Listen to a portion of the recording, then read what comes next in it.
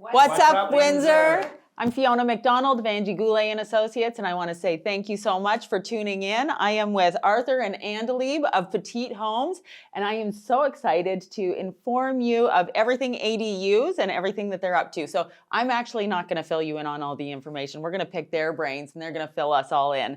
I feel like this is information we all need to know, as there's been a new act, a new bill passed, Bill 23, provincially, and it's basically called Build More Homes Faster Act. Is that right? Okay. So the whole goal is to build 1.5 million homes in the next 10 years. Where we're at and the speed, the trajectory we've been on for the last while at full speed is where we could probably handle about 750,000 homes in 10 years, right?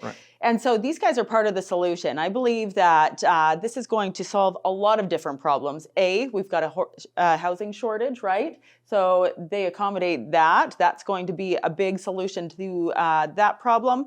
Also, affordability. This is a great way to subsidize the mortgage that you might have on your main home. So ADU, what does ADU stand for? Additional dwelling unit. Right. And so tell me a little bit about what you guys do with the additional dwelling units.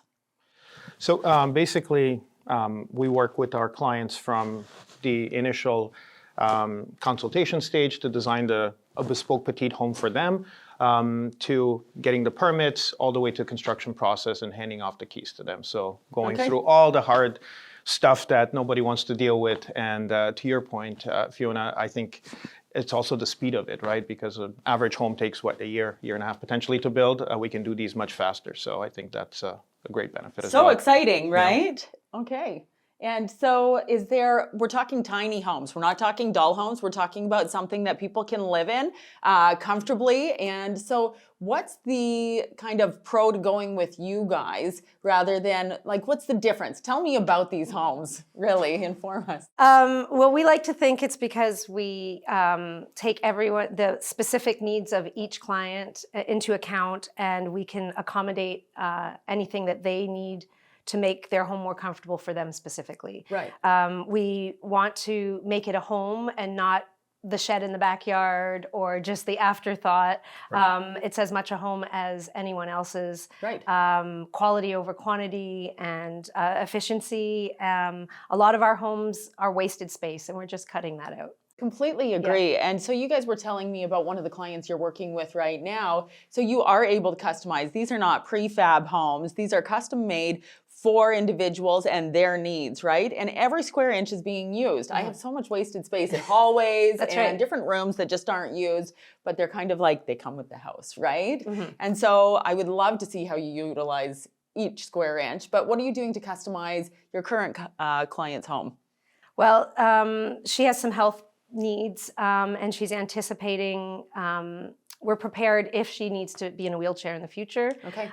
We've adjusted the bathroom. Her cabinetry has been adjusted in case she needs to, function in the kitchen in a wheelchair. But if she doesn't, it still appears to be a regular kitchen. Right. Just a little more space, wider doors, things like that. Which to me is fascinating, because you wouldn't think that in a tiny home you would be able to have wheelchair access. But breaking stigmas. I think a lot of people are going to have a picture in their head of what these tiny homes are going to look like. And I would love to be able to walk through some of the units that you've built in the near future, just to be able to show everybody what these look like. I'm sure they're beautiful. Well, and it's interesting because everybody, usually when I talk to people, they're like, oh, do you just hitch this to your truck and drive? I'm like, no, it's got like a 4-foot route, and as people drive by, and I know one of our partners, his parents are from the States, and they drove by, and his dad was like, oh my God, there's nothing tiny about this, right? Because even the loft is 7 foot tall. So it's quite spacious for a tiny home. It's very impressive when you walk in, high ceilings. And I think to Andalieb's point, everything is designed to maximize and make it feel like a real home, even though it's tiny. Right. It is a real home. We're not talking about living in a van and folding out your table. This is a home that... There's no Douglas bed. And a lot of our homes are basically the same, but they just have 1 bedroom, 2 bedroom, 3 bedroom extras. But your main living space is still your sitting area, your kitchen. A lot of homes are open concept. That area in our house is to save space. Right. The more walls you have, the more hallways you have, and that's the wasted space, so to speak. You don't live in your hallway. That's right. And also, it's all on one floor. So whether you're in a wheelchair or walking, young, have little kids or elderly, there's no steps up into it. There's no steps to your bedroom. There's no steps down to a basement or a laundry area. It's all on one floor, which is great for anybody.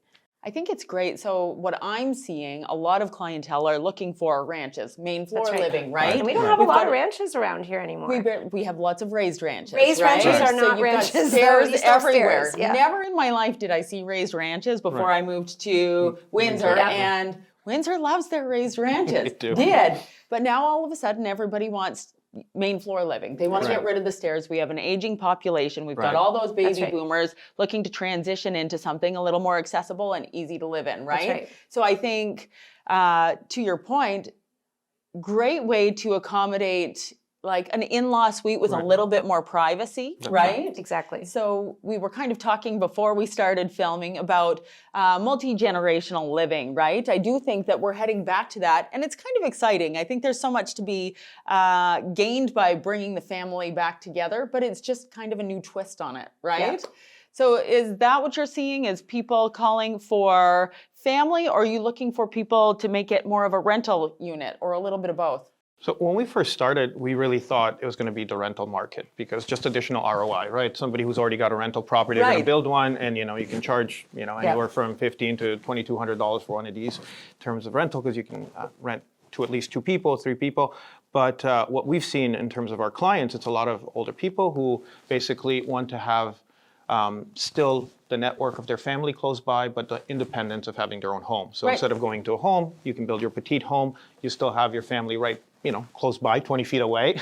So it's, as we were talking before about Europe, everybody's living in multi-unit families. You've got all that connectivity, and it's, in terms of longevity, that social aspect is huge. Here we kind of, sort of push our parents into retirement homes, and I think that's not necessarily the healthiest thing to do. So I think this really provides a great option for them to still have their independence, but still have that network. Well, and also for if they have the main family home that they've been in for 20 years or whatever, if they can put the ADU in that yard, it means they don't have to be away from friends, the neighborhood that they change doctors. Yeah.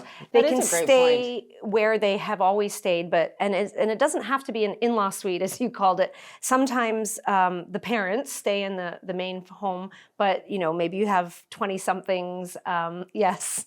And so they need to take the next step, but can't quite take the next step. And this might be a good arrangement in the reverse, and put the it's a great starter home for a young couple, for example. I think you can easily. I lived in Asia, obviously Europe, but minimalist living is accepted everywhere else. It's just here we have so much space, and we're so spoiled for space that we think everybody should have a 3-car garage and whatnot. But if it's designed well and it's livable, I think tiny homes are just as satisfactory as having a big, huge house, right? And when I was that age, I was in an apartment, which was great and fine, and I had everything I needed. But this has the added benefit of being on the ground. You have a yard, and all the added benefits of a traditional home. You have that, as well as the compact, lock it and go kind of thing of the ADU. Yeah. But being able to walk outside and have a barbecue. Exactly. Yeah, we have a patio off the bedroom, sliding door, so it's again same floor level. You can go out there, relax, have your like you said, your barbecue. Not in an apartment, you have somebody next door, you're sharing a wall, things like that. This really gives you that sense of privacy and ownership, I think. Right. Yeah, absolutely. To be able to personalize outside of a condo, right? Right. Absolutely. Yeah. I love it. I think it's the way of the future, to be honest with you. I heard the government call it gentle density, and I kind of like that because we've got these massive lots, we've got lots of separation, and I think through what we just went through over the last few years, a lot of people really felt isolated. Right. And so we're bringing a little bit more density in, but it's not crazy. Right?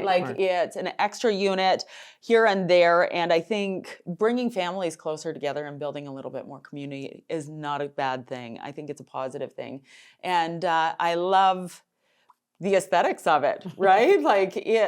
These things look beautiful. They really do. I'm excited to see some of them and walk through them, kind of look at the finishes and everything. So are people able to customize their finishes? Yes. Again, that's what we think sets us apart from other people who might be building ADUs. We customize our interior finishes. Some people might be bringing furniture from their existing home. We'll make sure that it all works in the new home. We're very careful about the existing house. The ADU, we try and coordinate the exterior finishes so that it looks good in its environment. Yes, that's right, and doesn't stick out and totally contributes to the aesthetic of the community instead of taking away from it. Right. Yeah. Exciting. I can't wait to see them. I really can't. So if you guys have any questions, and I'm sure you do, please check out the link below, Petit Homes. Check them out. They're obviously amazing to talk to, and I hope you take a look at this. Another thing that I was thinking is my children looking to get into the housing market and figuring out how they're going to afford to pay for their mortgage. If they've got a petite home in their backyard and they're getting rental income from that, just like you said, the return on investment, it's really going to help subsidize that mortgage payment, right? Which is another way to make affordable housing, right? Yeah. Not only are these more affordable, but the primary home on the lot will also become more affordable just by the subsidization of mortgage payments, right? Absolutely. Exactly. Yeah. And one of the main issues with new builds, right, especially in Windsor, Essex, is actually having sewage access and things like that. This just hooks up into the existing sewage. So it's much easier to actually set up versus like building an entire new neighborhood because you have to make sure you have the capacity. So this one, we're just connecting to the existing sewage system, makes it much more easier to build and much quicker. Okay, so you just tie right in. Yeah, absolutely. Okay. And I think it's also good for the environment. We're not, taking away from like natural green space, land, natural land. We have everything electric, so we don't have gas hookups. Hot water on demand.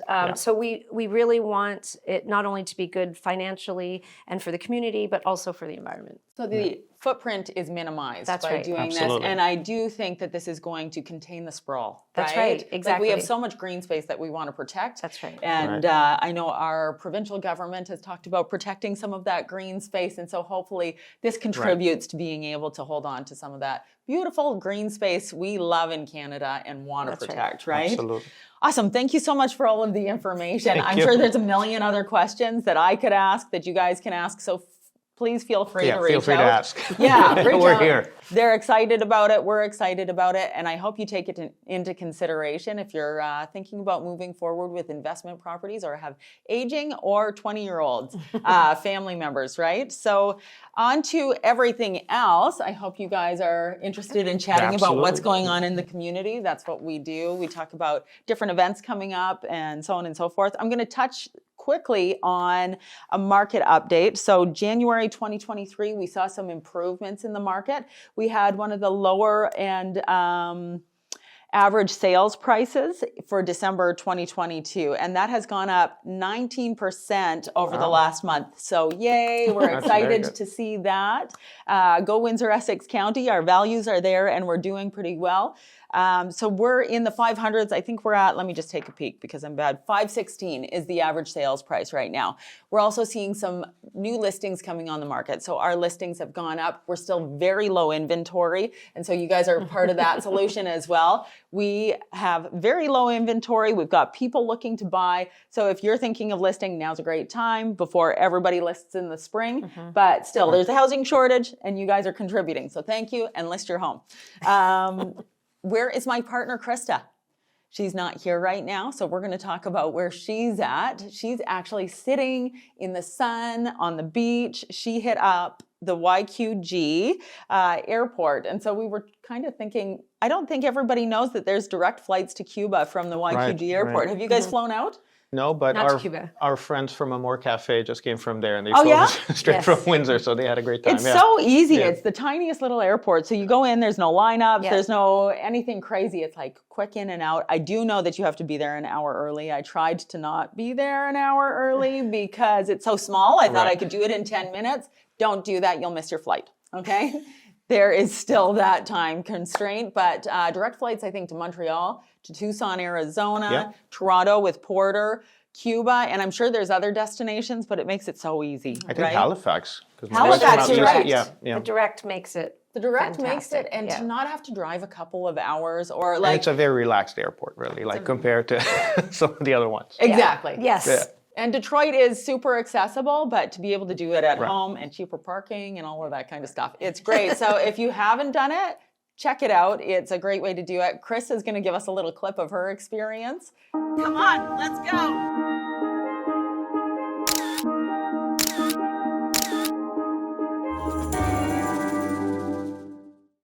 And then what's going on for February? February, this is our first podcast for February, and it is Black History Month. I wanted to touch on the fact that Windsor, Essex County actually has a big part to play in the pathway to freedom. So I don't know if you guys, I actually back onto a graveyard that is part of the Underground Railroad, which is kind of neat. The Puce area, I'm in the Puce area, and there's also a museum down the street on Puce Road. I'm gonna add a link so you can click on it and see the events and the different areas that you can check out, museums, so on and so forth, that show that we were one of the first stops on the Underground Railroad. So big part to play. There's a lot of history in Windsor, Essex County. So check it out, Black History Month. There's lots going on. Take a peek. I think a lot of it is on windsorite.com as well. Yeah. So take a peek and check it out. Valentine's Day, it's coming up. Do you guys have any big plans? Well, we traditionally get heart-shaped pizzas from one of Windsor's many amazing pizza places. Right. Who does them? Capri, Arcata, Antonino's. Everybody There's does. more. Yeah. Yeah. Okay. I just found out it's Tuesday. You just found out it's Tuesday. I think You're it's- welcome for the reminder. Yeah, you're Thank you. welcome for the Yeah. reminder. Go shopping, do yes, whatever it is you need lots to of do. plans. Yeah. I have no idea what my husband has planned, but this is a friendly reminder that it better be something cool. I have no doubts that it's going to be amazing, shock and awe every year, right? Not necessarily. Going back to Chili Fest. We talked about Chili Fest at Wolfhead Distillery. That was just last week. I was watching and absolutely amazed that one of my neighbors and good friends won first place. So good job to Joe Cement on their chili at the Wolfhead Distillery for Chili Fest. They got first place and we're celebrating with you. Good job. And so next year I'm going to come out and try it. We still haven't tried your chili, so I'm right down the street. Bring some over so I can tell everybody how fantastic it is. LaSalle Movie Night is coming up February 17th. Have you guys heard of this? I saw it online. Yeah? Yeah. Okay. Do you know what movie it is? It might be Minions. Okay. Awesome. So I'm pretty sure it's free for families. Bring your own chair. And all proceeds go to a nonprofit. So I think there will be snacks and everything, and that goes to the community. So awesome event, right? Anything free is great, right? Bring the kids. Minions is always fun to watch too. It makes me laugh. Yeah. And one other event that I really want to give a shout out to is a fundraiser for Child Can. They are an organization that help with children's cancer. I have a sweet girl that is near and dear to my heart, Nayla, who is an absolute warrior. She fought and won the battle against child leukemia. So she's running a pasta dinner. It's a fundraiser to raise funds for the organization that really helped her out, her and her journey and her family, Child Can. So I'm going to post a link below. It's coming up the end of February. It's a pasta dinner. Whether you can make it out or just contribute, it's an amazing organization for an amazing girl. So thank you, Nayla, for doing this, and I hope you do well. We'll be eating lots of pasta with you. Thank you so much for tuning in, guys. Thank you so much for joining me. Thank you for having us. Thank you for having us. Yeah, please reach out to these guys. They're super informative and friendly. Thank you. Thanks again for joining What's Up Windsor. Have a great day.